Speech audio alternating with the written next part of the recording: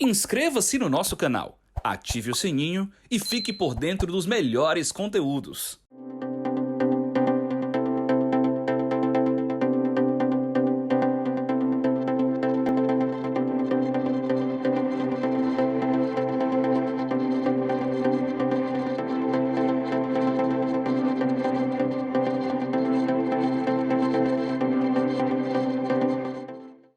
Olá, está começando mais um Cenários. Eu sou a Kerlia Chaves, editora-chefe na TrendCE, e quem está aqui comigo hoje é a Mel Oliveira, que é líder de inovação na ACE Cortex, e o Márcio Campos, que é board member na TrendCE. O tema de hoje é inovação em empresas de impacto. Eu gostaria de dar as boas-vindas aos nossos convidados e a você que está nos assistindo. Olá, Mel, tudo bom? Seja bem-vinda aos Cenários. Oi, boa tarde, tudo bem? Muito obrigada pelo convite, é um prazer imenso estar aqui, o assunto brilha meus olhos, então acho que a gente vai bater um papo super legal hoje. E aí, Márcio, tudo bom? Seja bem-vindo mais uma vez aqui aos Cenários, o Márcio que já foi nosso mediador aqui algumas vezes, que já participou de vários cenários. Conta para a gente agora como é participar como convidado. Hoje eu estou como convidado, agradeço demais o convite, é sempre uma oportunidade para a gente compartilhar conhecimento, mas também de receber conhecimento, e é sempre uma honra. Vamos incentivar o nosso ecossistema de inovação, potencializá-lo, aprendê-lo com ele, e vamos que vamos. Então, vamos começar, né, pessoal? Vamos. Nossa primeira pergunta. Que o ESG veio para transformar o setor empresarial, a gente já sabe disso, né? Mas de que forma as empresas podem aderir às práticas de ESG e criar uma cultura de inovação com impactos positivos na gestão de processos? Eu queria começar com a Mel, Márcio, se você não se importar, e aí o Márcio complementa, tá certo? Tá bom. Vamos lá, Mel, a palavra é sua. Vamos lá, gente.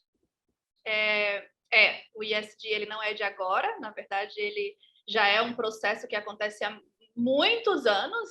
O termo ESG que ele é novo, né? Que ele foi um termo muito desenvolvido mais pelo mercado financeiro,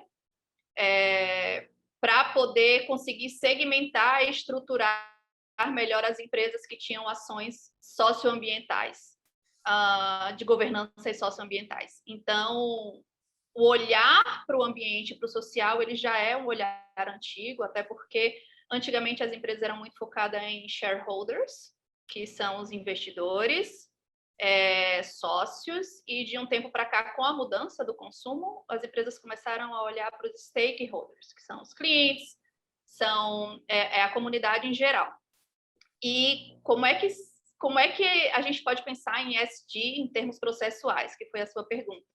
O ponto 1 que eu trago aqui é a gente não consegue fazer o ESG sem o G, sem a governança, né? Antes de tudo, também acho que é bom clarificar um pouco, o ESG vem de E, de Environmental, social, e Governance, de governança. Então, sem a governança, é o ponto 1, esse tripé, a governança é o ponto principal para fazer o S do social e o E do environment, que é o ambiental, caminhar. Então, o ponto 1 é a governança está comprada, os sócios e o time interno está comprado. Então, esse é o primeiro passo para a gente pensar como as empresas podem incluir o ESG em termos processuais. Aí eu abro espaço aí para o Márcio trazer pontos para a gente abrir uma discussão. Legal. Eu me lembro que quando eu fiz o mestrado, você falava da mesma coisa, só que de uma maneira diferente. Você falava do triple bottom up, né? Que é um conceito próximo, né? E que agora ganhou uma nova roupagem. Eu acho que é o seguinte: a inovação ela tem tudo a ver com essa pegada social ambiental. Quando as empresas elas são colocadas dentro de uma restrição, ou seja, dentro de uma necessidade de atender um requisito legal ou atender uma demanda da sociedade, né, por, por energia limpa, por exemplo, há a necessidade de se reinventar os processos de maneira a se readequar a uma necessidade de mercado. Então, isso move as empresas no sentido de que elas têm que refazer os seus processos, né? Eu posso citar como exemplo, atualmente eu estou envolvido muito com virtualização, né? A gente sai do ambiente físico e vai para o ambiente digital, né? E qual seria o link que a tecnologia tem ou que a mudança de um processo tem com a questão, por exemplo, ambiental? Se eu saio do físico e vou para o virtual, eu posso ter uma pegada ambiental, porque eu estou poupando espaço, eu estou poupando energia, eu estou poupando uma série de coisas que têm o seu passivo ambiental. Então, eu começo a mostrar para as empresas que olhar para o social, olhar para a questão ambiental traz resultado positivo, não só para os stakeholders, mas também para o resultado da empresa. Percebe como eu não fico com um viés somente de atender uma necessidade ambiental ou social, mas que eu também posso tornar isso um negócio, e um negócio lucrativo, atendendo assim um espectro muito maior. Então, isso pode ser, os modelos de negócio que estão surgindo, eles estão surgindo com essa vertente, com a vertente de fazer disso um negócio que atenda aos anseios de uma sociedade que está buscando o viés ecológico, o viés ambiental, e que isso pode trazer um resultado, sim, para a empresa. Então, essa talvez seja a pegada, né? A pegada atual, e isso pode, sim, trazer um resultado para a empresa. Eu queria trazer essa informação. E eu acho, completando você, Márcio, que é um ponto interessante. O ESG ele vem com esse olhar de stakeholder, mas a partir do momento em que a B3, né, vê essa possibilidade de que se eu colocar responsabilidades sociais e ambientais e de governança para uma empresa, automaticamente os ativos dela, a empresa como um todo, ela é valorizada, né, de certa Sim. forma. Então, automaticamente a gente acaba beneficiando os shareholders de novo. Então, assim, até que ponto, de fato, o nosso olhar para os stakeholders, se no final das contas a gente está fazendo tudo isso para ter visibilidade de empresa, além, logicamente, de ter um olhar socioambiental, mas no fundo, muitas empresas utilizam para poder rentabilizar a empresa, ter imagem de mercado, e isso acaba trazendo lucro para a empresa novamente, né? Então a gente fica num círculo vicioso. Você trouxe uma questão importante, né? A necessidade da empresa estar em compliance na B3, né? E atendendo a alguns critérios socioambientais, você consegue participar desse ambiente que tem critérios para você participar, desse ambiente mais fechado. Outro ponto importante que a Mel trouxe, você atrelar a sua marca a uma ação social, né? A uma ação que não está ligada à degradação do meio ambiente, a uma ação que, por exemplo, não está poluindo os mares, né? E até que ponto essa ação ela engaja o consumidor a comprar o seu produto, né? Ele observa, eu estou comprando essa marca porque ela é uma marca socialmente preocupada, né, com o ambiente, com o entorno. Ela é uma marca que está direcionada, ela é uma marca, por exemplo, que não compactua com a exploração infantil. Ela é uma marca que não compactua com a poluição dos mares. Houve agora um evento recente, né, envolvido com a poluição dos mares. Então, tudo isso tem seu efeito, e agora de uma forma muito mais ampla, né? Não só, como a Mel falou, não só visando lucro, mas visando um espectro muito maior. Muito bem. E muitas vezes também esse ponto que vocês falaram, ele acaba sendo um fator determinante para converter uma venda. Por exemplo, a gente hoje tem muitas marcas, porque antigamente não era assim. A gente hoje tem marcas que são cruelty free, entendeu? Que são contra testes em animais. entendeu? Antigamente a gente não tinha isso, a gente tinha pouquíssimas lojas, 1, 2, 3 lojas que eram cruelty free. Hoje já virou quase um fator determinante para você ser uma loja de maquiagem, de produtos de beleza, você ser cruelty free para você estar inserido no mercado. Porque as pessoas hoje só compram produtos de maquiagem que não são testados em animais. Então, esse ponto que vocês falaram, isso aí é muito bacana. E também acaba sendo um ganha-ganha, né? Você investe numa questão de impacto social e você acaba ganhando, tanto ganha a empresa, como ganha também o consumidor que está consumindo aquele produto de uma empresa que tem uma responsabilidade social bacana. Não é isso? Exatamente. Pois bem. Tem um ponto aí que eu queria trazer, que você falou de consumo, você falou de enfim, vender um produto através de ações ESG. Até participei recentemente de um podcast onde a gente se questionava se ESG não é uma moda em que já está acabando, né? ESG, a gente já está numa moda, já chegamos no topo da moda e a gente já está descendo ladeira. Então, isso foi o que foi levantado, porque agora as empresas estão utilizando essa bandeira para poder se posicionar de forma socialmente e ecologicamente sustentável.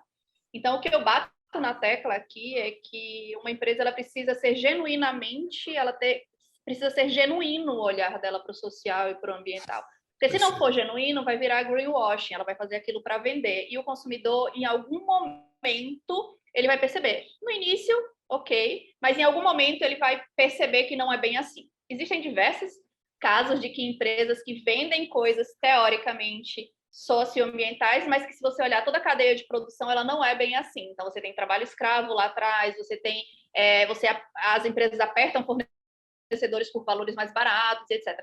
Então, né, até que ponto de fato é genuíno? Então, é o que eu bato. Se não vier da governança, se não for genuíno do coração da empresa, você vai conseguir vender no início. Depois, a sua marca pode ter muito mais problema para gerir uma crise do que, de fato, para vender. Então, eu acho que isso é um ponto muito importante, serve para venda, mas eu acho que não deveria ser O mote. gancho para vender. A Mel ela foi muito corajosa agora quando falou isso, porque realmente, há um tempo atrás, se falava da responsabilidade social corporativa. E essa palavra, o R do responsabilidade, ele é muito, muito sério, né?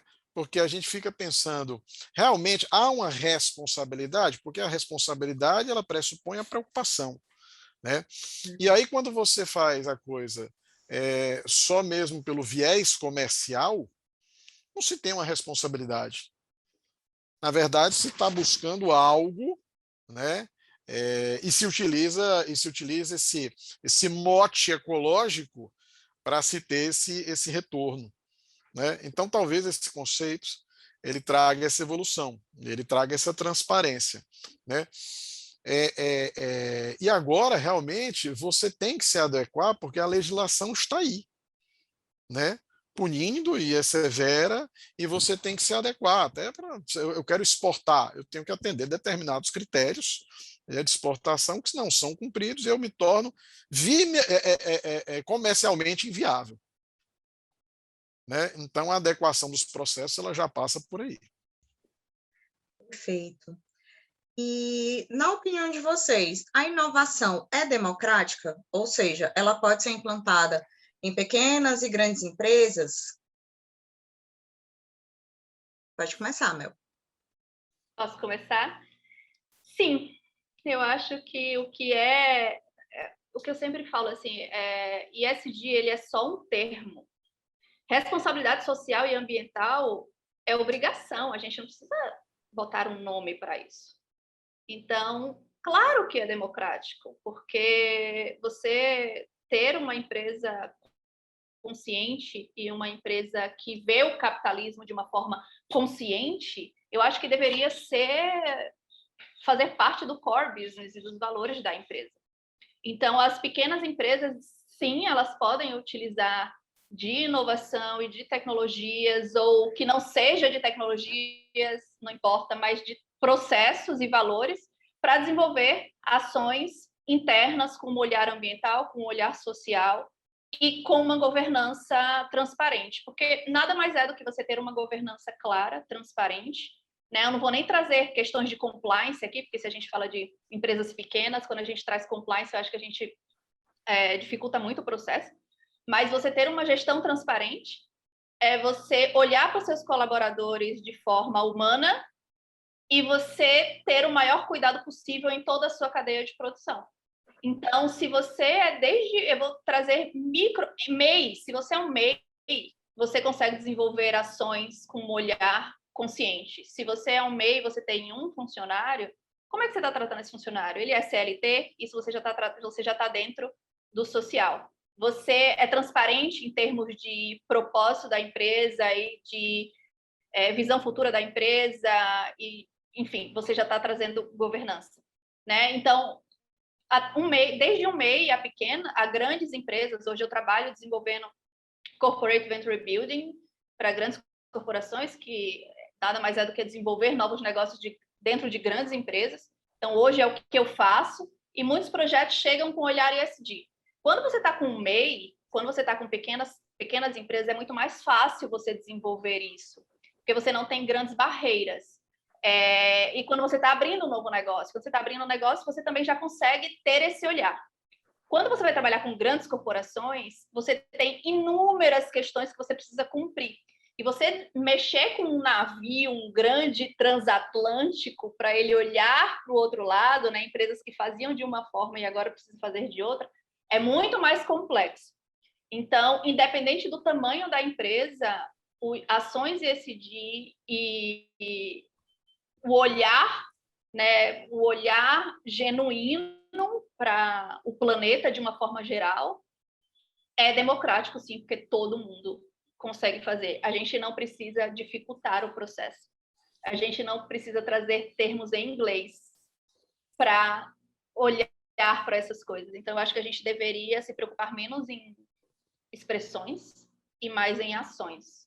Então, eu acho que é por aí que a gente deve caminhar, e por isso que eu digo que desde um MEI até grandes corporações que faturam bilhões, é possível desenvolver ações com esse tipo de vertente. Legal, eu posso dar aqui minha contribuição. Há um tempo atrás, isso estava até, a questão da inovação, ela estava até um pouco chata, porque ela ficava preso aos grandes players globais, né? Todo mundo que ia falar de inovação falava lá sobre o Uber, o Netflix, né? E isso começou a ficar cansativo de um jeito de que como é que eu trago isso para a minha realidade? Né? Eu estou aqui no Ceará, estou na Bahia, né? Esses caras fizeram isso, será que eu posso fazer? A sala de aula, o meu acadêmico, encheu-se desses exemplos, mas esqueceu do fit com a nossa realidade, né? Quando se fala em inovação, eu tenho um interesse especial pelo link da inovação com a cultura, né? Porque eu acho, inclusive, que a cultura é um dos grandes drivers da inovação, porque é o nosso, é o particular, e isso pode ser vendido, inclusive, para fora, né? É porque isso é a novidade. Mas seja inovação de produto, seja inovação de processo organizacional, de marketing, todas essas vertentes, elas podem e devem ser exploradas pelas pequenas e médias empresas, né? Inclusive, isso pode ser um diferencial competitivo. Tá? Por quê? Porque as grandes empresas, elas são engessadas, né? Tem um autor muito importante que fala sobre máquina de desempenho, né? E como isso pode ser uma direção contrária à inovação. O que é a máquina de desempenho? É a condição de processos muito bem desenhados, repetitíveis e que são mensurados através de KPIs. Então, essa condição ela pode inibir um ambiente em que o diferente, o novo precisa surgir. Nesse sentido, as pequenas e médias empresas, elas parecem ser mais rápidas, mais ágeis, mais flexíveis. E aí você tem uma condição que somente a pequena e a média empresa tem. A grande ela pode ter, mas de uma maneira mais difícil.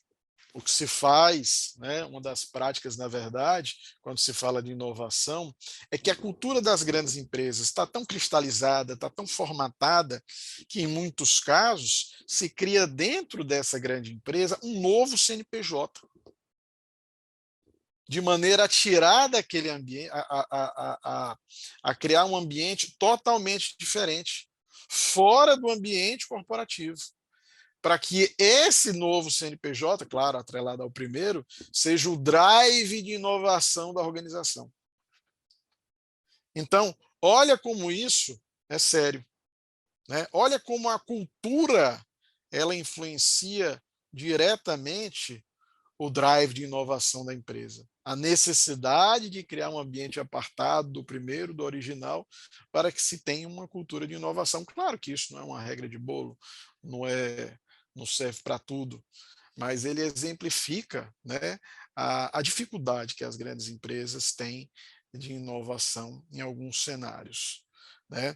Então a gente vai procurar, né, nós somos, né, pensando aqui na nossa realidade, nós somos essencialmente, nós temos muito forte a questão dos serviços. Como inovar em serviços? Nós temos muito forte a questão do varejo. Como inovar em varejo? Né? E como o pequeno e o médio, eles podem ter essa condição de diferenciação, seja disruptiva ou incremental. Aqui perto de casa eu tenho uma pessoa que vende pizza. Como inovar em pizza? Esse é o X da questão, esse é o ponto. São esses caras que a gente tem que olhar e tem que dizer, você tem condição de ter um diferencial. E não precisa ser, como está incutido na cabeça de muita gente, uma tecnologia totalmente disruptiva, né, que muda a forma de ver as coisas. Não necessariamente. A forma que você faz as coisas, o modo como você faz, a sua precificação, o seu delivery, a sua entrega, tudo isso pode ter um diferencial. Então, quando eu tenho, por exemplo, o cara da pizza que vende a pizza aqui e ele coloca dentro da sua borda um recheio que nenhuma outra empresa faz, aquilo pode trazer uma condição de superioridade, mesmo que momentânea, e faça com que ele tenha uma precificação melhor. E aí sim eu estou alterando a minha realidade, aí sim eu estou trabalhando em inovação de uma maneira palpável para o pequeno e para o médio e para a média empresa. Então, acho que esse é o caminho, a nossa política de inovação ela tem que partir para esse lado, né? E tem que tornar a coisa mais acessível, né? Eu acho que essa é a minha contribuição, olhando para as pequenas e médias empresas. Um ponto, Márcio, para contribuir com você também, isso que você falou, né, que as pessoas mistificam muito o que é inovação. E aí colocam algo como se fosse quase intangível. E a inovação nada mais é do que você mudar, você resolver um problema antigo de uma forma diferente. Isso é inovar. Não necessariamente você precisa da tecnologia, não necessariamente você precisa ter uma ideia mirabolante. Você pode inovar em qualquer processo, até dentro de casa, a forma como você arruma a casa, a forma como você estende roupa, a forma como você... E você pode inovar, é só você resolver um problema que estava antigo, você utiliza uma nova forma e você inovou naquilo ali. E uma coisa interessante é como é que a gente leva a inovação para quem tem menos recurso. Porque hoje, por exemplo, no Brasil, a gente tem um crescimento ainda lento por todo o processo de abertura de empresa, que ainda é burocrático, todo o processo de acesso a capital, que ainda é burocrático. Então, como é que eu inovo se eu não tenho um capital de giro? Né? Então, é isso que o Márcio falou. Como é que eu inovo sendo uma pequena empresa? Eu fiz um trabalho, uma época, unindo muito inovação e empresas de impacto, que é muito o que a gente está conversando aqui. E o nosso desafio era como é que empresas e empreendedores da periferia poderiam inovar, fazer algo diferente sem ter um caixa robusto. E a gente descobriu inúmeros exemplos. Então, assim, a gente tinha empreendedores, donos de bares que estavam inovando, pegando a renda que estava sendo gerada no bar e reinvestindo na própria comunidade. A gente tinha donas de salão de beleza que estavam fazendo tranças diferentes para crianças afros poderem aceitar o seu cabelo. A gente tinha pessoas empregando ex-presidiários em Lava Jato. Eram só ex-presidiários que eram selecionados para trabalhar nesse Lava Jato por tentar colocá-lo de novo na sociedade, no mercado de trabalho. Então, se você for conversar com... Tem muita gente fazendo, é o que eu digo. Inovar, quando você tem dinheiro, é muito mais fácil, porque você contrata muita gente, você contrata tecnologia, etc. Como é que você vai inovar quando você não tem dinheiro, quando você não tem recurso, quando você trabalha muitas vezes, sua empresa atinge um nicho ali, uma determinada localidade, uma comunidade? É um desafio, mas é super possível e tem muita gente fazendo muita coisa legal por aí. E há de se falar o seguinte, que a restrição, né, a carência, ela é a mola propulsora da inovação. Né? Quando a gente está em situação de conforto, quando a gente está em situação de que está tudo certo, a inovação tende a não surgir. Então, isso é importante. Eu gosto muito, tem uma empresa aqui que trabalha com engenharia, ela fala o seguinte: a inovação nada mais é do que a invenção com nota fiscal. Eu gosto disso, sabe? Porque ela traz a necessidade de que você tenha um produto, mas que ele seja vendável também. Né? E ele não é um conceito extraído das grandes universidades americanas, inglesas. Ele é um conceito nosso, gerado pela nossa sociedade, de alguém que vive os nossos problemas, entendeu? E que entende a nossa realidade. Então, eu me apego muito com esse tipo de coisa, porque é o que está acontecendo no dia a dia. E, enfim, eu acredito muito no empreendedorismo social como um instrumento de alavancagem da sociedade, como um instrumento de mobilidade social, e eu vejo sim que nós temos uma população criativa, nós temos uma população cheia de energia, muito carente, mas que a todo dia está criando coisa, está inventando, é aquele empreendedorismo por necessidade, mas que se torna uma realidade.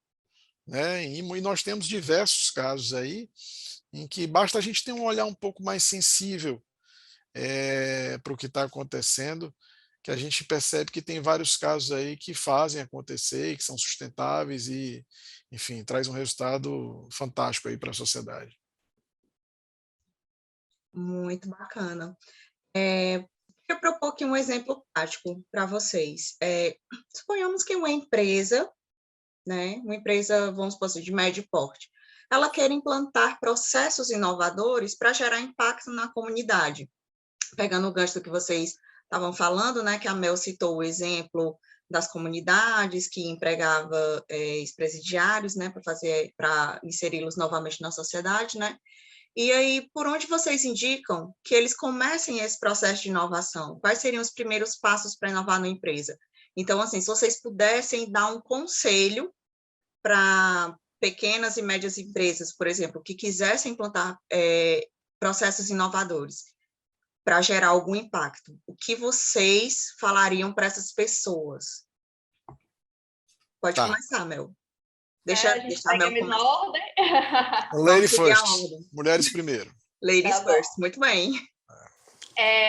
O que eu diria, nunca se apaixone pela sua solução. Se apaixone sempre pelo seu problema. Porque se você não se apaixona pelo seu problema, dificilmente você vai achar uma solução. A gente vê muito empreendedor que faz, eu tive uma ideia. E aí ele vai com aquela ideia e para ele é a melhor ideia e ele tenta de tudo botar aquela ideia para rodar. Mas se você está apaixonado pela sua ideia, você não é capaz nem de ter a visibilidade e a necessidade de pivotar, que a gente chama de mudar de curso, né? Se for necessário você refazer ou matar muitas vezes o seu negócio para resolver um problema real. Então, assim, primeiro a gente parte do problema. Então, qual é o problema que você quer resolver? Então, por exemplo, o que eu citei do Lava Jato, que a gente tinha, que ele contrata pessoas ex-presidiários. Qual era o problema que ele queria resolver? Ele conhecia ex-presidiários que ele não conseguiam entrar no mercado de trabalho. Então, ele viu que ele conseguia resolver esse problema, minimamente, lógico, trazendo e selecionando apenas ex-presidiários para trabalhar no Lava Jato dele. Nesse salão de beleza, a questão não era o salão de beleza. A questão foi pelo problema que a dona do salão de beleza se envolveu, que era que ela queria resolver. Ela queria que meninas de cabelo crespo, cabelos afro, elas se apaixonassem pelos cabelos dela. Então, isso era que ela queria resolver. Então, ela fez a inovação na forma de cuidar dessas crianças. As tranças, a forma de cuidar do cabelo delas. Então, ela não olhava, eu quero ter um salão diferente. Não, ela queria resolver a questão dessas crianças. E existem diversas outras. Você falou, né, Márcio, do empreendedorismo por necessidade. Tem a Wakanda, que é uma empresa para educação focada em empreendedores por necessidade. Qual foi o olhar da empreendedora? A Karine Oliveira. Ela olhava, ela fazia, gente, tem tanta gente, como é que essas pessoas que estão no sinal hoje, vendendo pano de chão, vendendo frutas, né? Como é que elas não estão ali porque ela fez um plano de negócios ou porque ela viu uma oportunidade? Ela está ali porque é necessário. Ela entra no ônibus para vender bala por necessidade, não é porque ela viu uma oportunidade que todo mundo que está no ônibus compra bala. Então, o que foi que ela pensou? Tudo bem, essas pessoas podem empreender por necessidade, mas eu vou educá-las. Eu quero resolver esse problema. Eu quero que elas vendam a bala dentro do ônibus, mas que elas saibam fazer um pitch, que ela chama de pitch de buzu, que elas saibam chegar no ônibus e, entre um ponto e outro, essas pessoas falarem sobre o produto deles e conseguir vender. Elas queriam ensinar essas pessoas a fazer fluxo de caixa. Beleza, eu vendo um pano de chão no sinal, mas quanto é que eu estou lucrando? Né? Como é que tá o meu produto tá legal? Eu estou concorrendo com um cara que está no sinal do lado. Então, assim, essas pessoas, elas não estão apaixonadas pela solução. Essas pessoas, elas são apaixonadas pelo problema. Então, a Wakanda, por exemplo, ela muda o tempo inteiro a forma de ensinar essas pessoas, porque ela vê que não dá certo, aí ela muda o processo. Hoje, a forma que a Wakanda vende é via WhatsApp, por exemplo. Que ela ensina é via WhatsApp. Ela não tem nenhuma plataforma de cursos online, porque essas pessoas não estão em plataformas de curso online, elas estão no WhatsApp. Então, ela tenta se adaptar ao problema. Então, se essas pessoas usam o WhatsApp, eu vou estar no WhatsApp. Se essas pessoas querem aprender como é que faz fluxo de caixa, eu vou ensinar como fazer fluxo de caixa. Então, ponto 1, o que é que eu digo para esses empreendedores e para essas empresas? Independente do tamanho, se apaixone pelo problema que você vai resolver. Porque a solução você vai testar inúmeras vezes, pode ser que as inúmeras vezes ela dê errado e você precisa estar apto a mudar o tempo inteiro, porque vai ser necessário mudar o tempo inteiro para você inovar o tempo inteiro e conseguir faturar o tempo inteiro.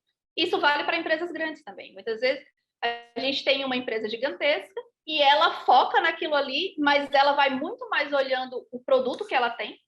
Mas eu vendo isso. Beleza, você vende isso, mas ninguém compra mais isso. Então, hoje, por exemplo, quando eu trabalho com CVB, né, com Corporate Venture Building, a gente, muitas vezes, como consultores e como prestadores de serviço, a gente chega para uma grande empresa e fala, você precisa matar o seu negócio, porque hoje ninguém compra mais esse tipo de negócio.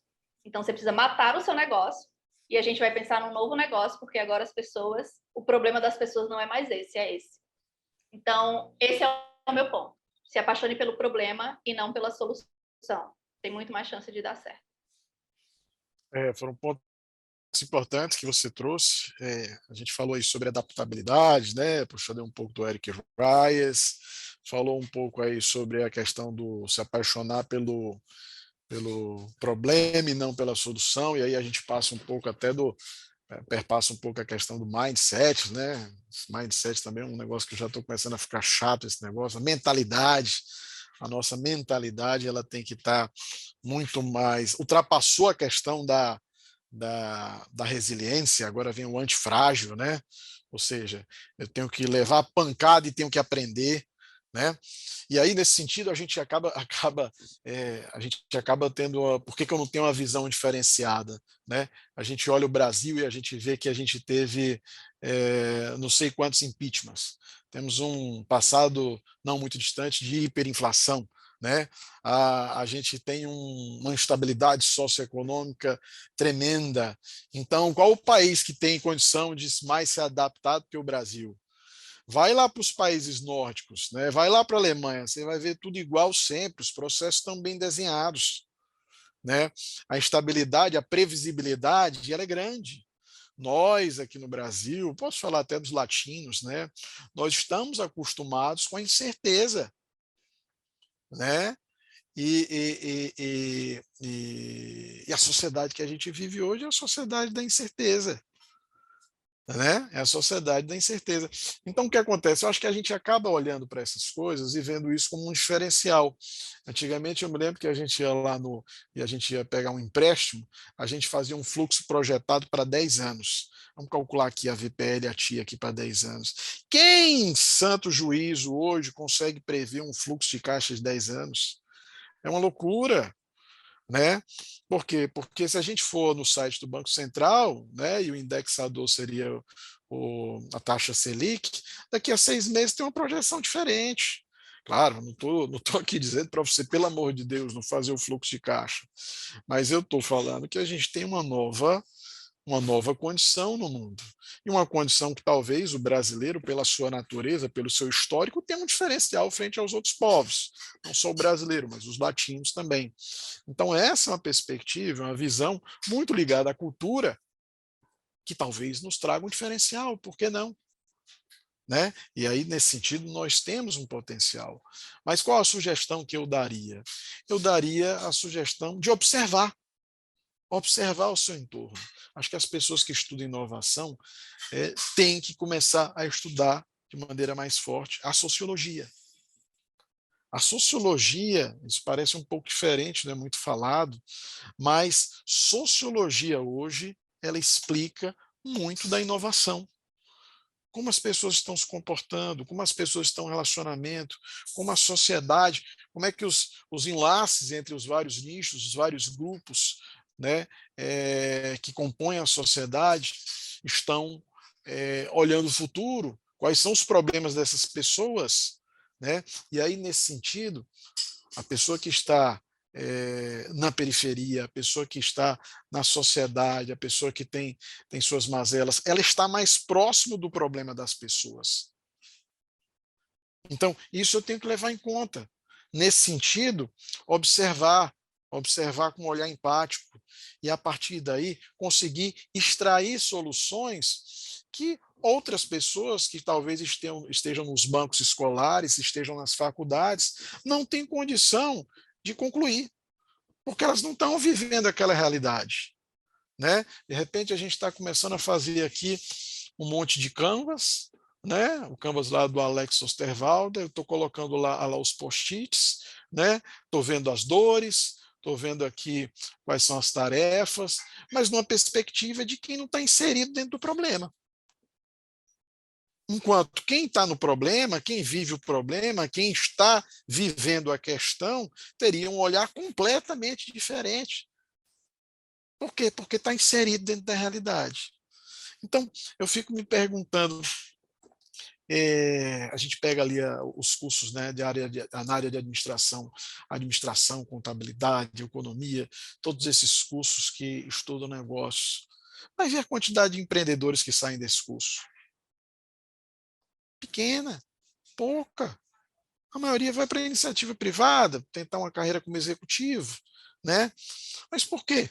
Eles não estão envoltos, né, no tema negócios, no tema empreendedorismo. Por que a gente por que não estão saindo dali os empreendedores? Né? Então tem alguma coisa errada. É alguma coisa que a gente tem que avaliar melhor. Né? Mas a sugestão que eu daria é essa: observar o ambiente, um olhar empático, e a partir daí, como a Mel falou, tentar extrair soluções, né, para os problemas reais da sociedade. Perfeito. E na avaliação de vocês, como anda o processo de inovação empresarial no Brasil? Vocês acham que esse processo ele está caminhando para uma evolução significativa ou ele está engatinhando? Vocês acham que esse processo ele está sendo realizado de uma maneira muito devagar ainda? Tem alguns dados que mostram que em 2021, isso é um dado do ano passado, que a gente está ainda bem atrasado em termos de inovação. Nós somos um dos países que menos investem em inovação. Mas por quê? Né? Um relatório da CNI, e a gente está atrás, inclusive, de países da América do Sul. Tem muita ainda, a gente ainda tem muito problema de investimento, tanto na área de... Para a gente inovar, né? Para a gente inovar, o que é que a gente precisa? A gente precisa, muitas vezes, de tecnologia, às vezes não, mas a gente precisa de capital, a gente precisa facilidade para abertura de empresas. E muitas vezes a gente não consegue. O sistema no Brasil para abrir empresas, para fazer captação financeira, ele ainda é rígido. Ele ainda tem mais dificuldades do que facilidades perante os outros países. Então, se a gente fizer uma comparação na frente de outros países, a gente está atrás. No entanto, eu que vivo muito a inovação, eu vivo o dia a dia desse processo, eu acho que a gente está avançando. Eu acho que nunca se falou tanto em inovação, nunca se falou tanto em empresas socioambientais, em empresas com impacto, em capitalismo consciente, do que se fala agora. A gente só precisa ter uma balança, né? O que de fato é real e o que de fato é só o discurso. Então, se fala muito, mas a gente ainda tem muitos caminhos para percorrer. A gente tem um olhar do brasileiro ainda longe do que é inovação, né? Como o Márcio trouxe. A gente ainda tem inovação como algo muito distante.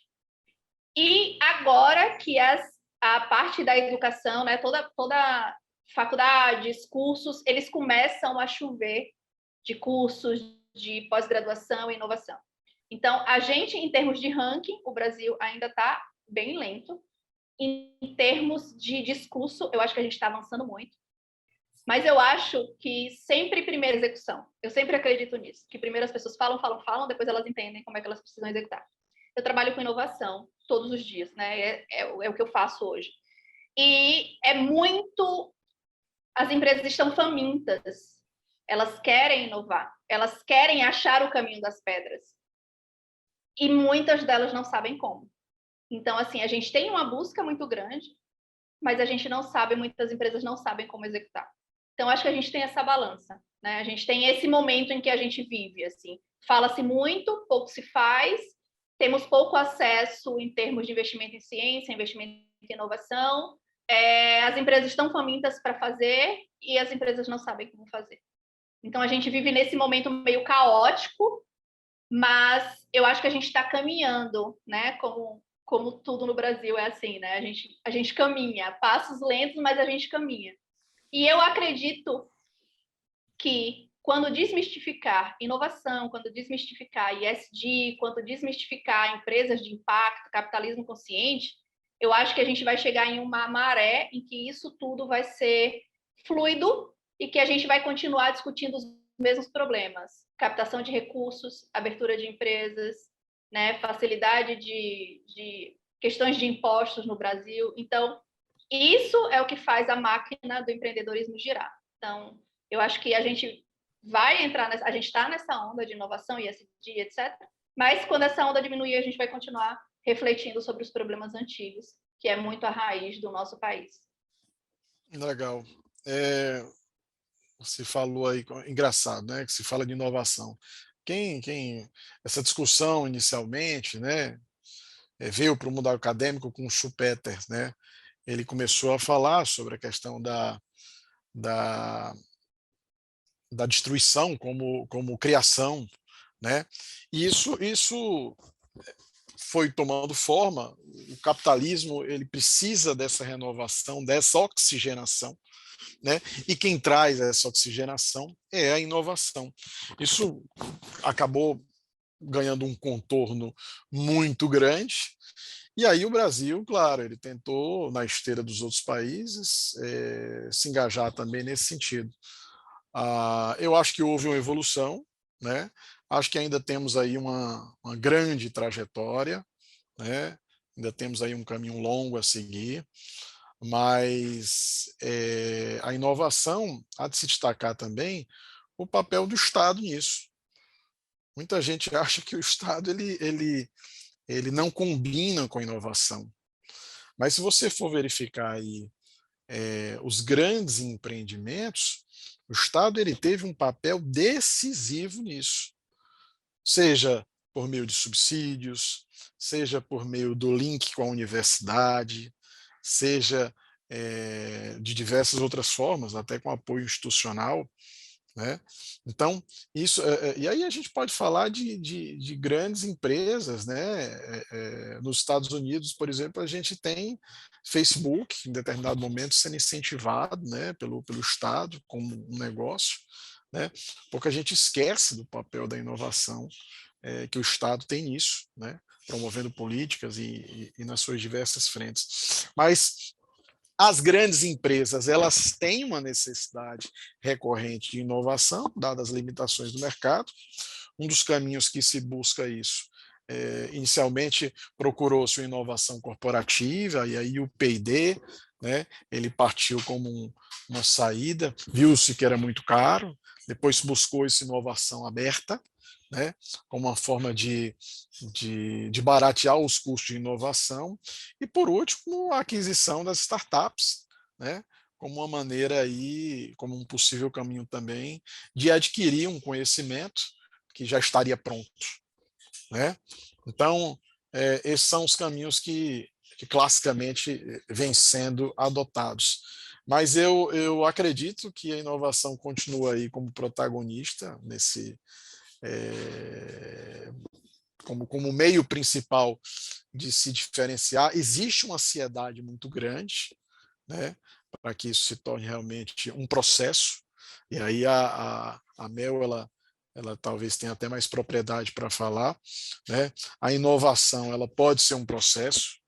Esse é um tema interessante, é um tema que é bastante discutido nos mundos acadêmicos, e como tornar isso um drive de crescimento para a empresa, através dos processos de inovação, incorporar processos de inovação sem matar o que os autores chamam de a máquina de desempenho, né? Que é exatamente a questão do processo repetitivo, medido por KPIs.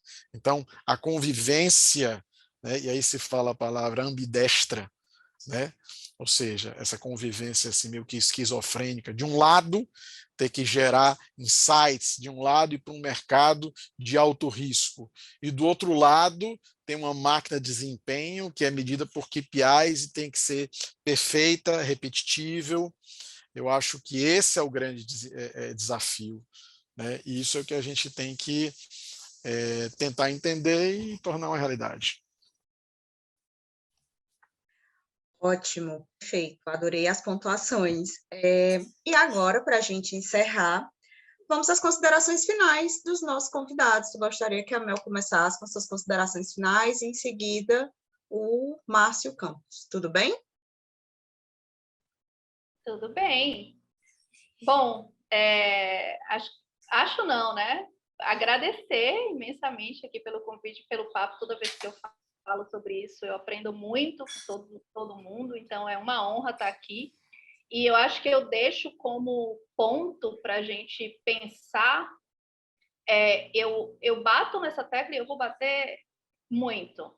Não sei até quando, se futuramente isso vai mudar, mas eu acho que a gente precisa de ter menos termos e mais ações. A gente está falando de empresas de impacto e ESG de inovação. Isso é primordial para a gente ter sucesso. Inovação, a gente precisa sair do lugar, então a gente tem que se renovar o tempo inteiro. Quando aconteceu a pandemia, muitas empresas estavam no processo de eu preciso me renovar, né? Eu preciso inovar para poder sair do momento da pandemia e continuar vendendo.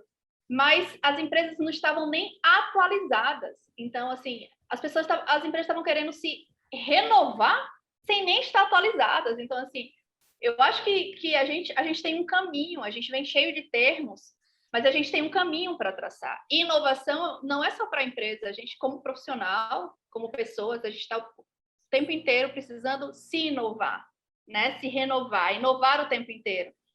E eu prezo para que um dia o assunto de ESG e empresas conscientes e empresas de impacto, elas já sejam genuínas.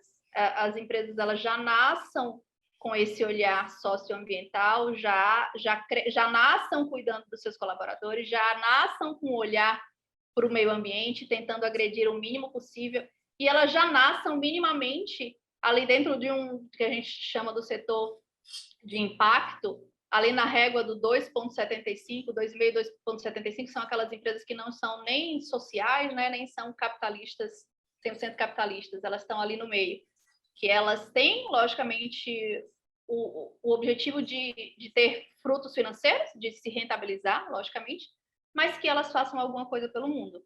Então, eu acho que eu deixo aqui, essas são as minhas palavras finais, espero que um dia isso seja genuíno e que as empresas já nasçam com esse olhar, que não exista mais empresas do setor 3.0, que são empresas totalmente focadas no capital, no dinheiro, mas que a gente sempre tenha empresas ali no 2,75, 2,5, que são empresas que vão sempre balancear o lucro com o que eu costumo dizer, coração e o cifrão. Essa é a palavra. Legal, isso é uma ótima mensagem. Eu também penso muito parecido, sabe? A coisa do genuíno, né? Do real. Há um tempo atrás a gente viu as empresas aí se enganchando na responsabilidade social corporativa e as máscaras caíram, né? A gente começou a observar que não era muito o R da responsabilidade, não era muito responsável, não. Era o interesse por trás, né? Mas as startups elas estão aí para resolver os problemas, né? E os problemas são de mudança climática. A gente observa que esse é um problema muito grave. A gente observa aí a crise dos combustíveis fósseis, é um outro problema, né, latente que alcança todos nós. E se as startups estão aí para resolver os problemas, eis os problemas, né? E, ao mesmo tempo, eu trago uma contribuição social, uma contribuição para o ambiente e seriam negócios rentáveis. Então esse é o caminho. Eu acho que o capitalismo ele está se desenvolvendo nesse sentido, e é um sentido muito mais amplo, né? Muito mais responsável, né? E que realmente resolve os problemas. Porque senão a gente vai ficar naquele negócio do canudinho lá, que o canudinho não pode ser de plástico, mas o invólucro dele é de plástico. Aí né? Você cai numa contradição tremenda, né? Então eu não posso, o seguinte, agora é lei, todos os canudinhos, eles não podem ser mais de plástico, mas ele está dentro de um plástico. Aí você tira, né? Olha que contradição, olha que loucura. Mas eu sempre tenho uma visão otimista. Eu acho que a gente que está caminhando nesse sentido, e eu acho que esse pode ser um sentido muito mais genuíno para o capitalismo, né? E assim a gente tem um capitalismo mais consciente, e que melhora realmente a vida de todo mundo. Então espero que as coisas caminhem nesse sentido. É isso, chegamos ao final de mais um Cenários. Se você gostou desse conteúdo, curta, compartilhe, se inscreva no nosso canal para não perder nenhum conteúdo da Trends. E a gente agradece a participação de todos e da audiência de vocês, e principalmente dos nossos convidados aqui, a Mel Oliveira e o Márcio Campos, que foram brilhantes aqui nesses cenários hoje, tá? E a gente fica por aqui, agradeço a todos que ficaram aqui com a gente, e próxima quinta tem mais. Até lá. Tchau, tchau. Sabe quantos jovens vão ser beneficiados com a Academia Enem 2022? Umas 3.000 vagas? 6.000 já seria muito bom, né? Deve ser uma ruma de vaga, viu?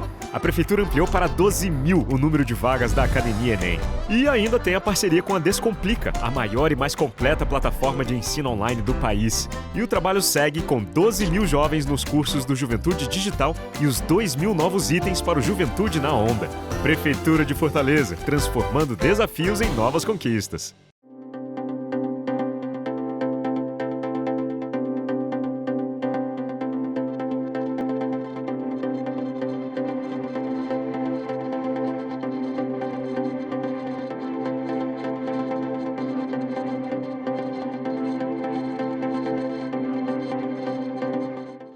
Inscreva-se no nosso canal, ative o sininho e fique por dentro dos melhores conteúdos.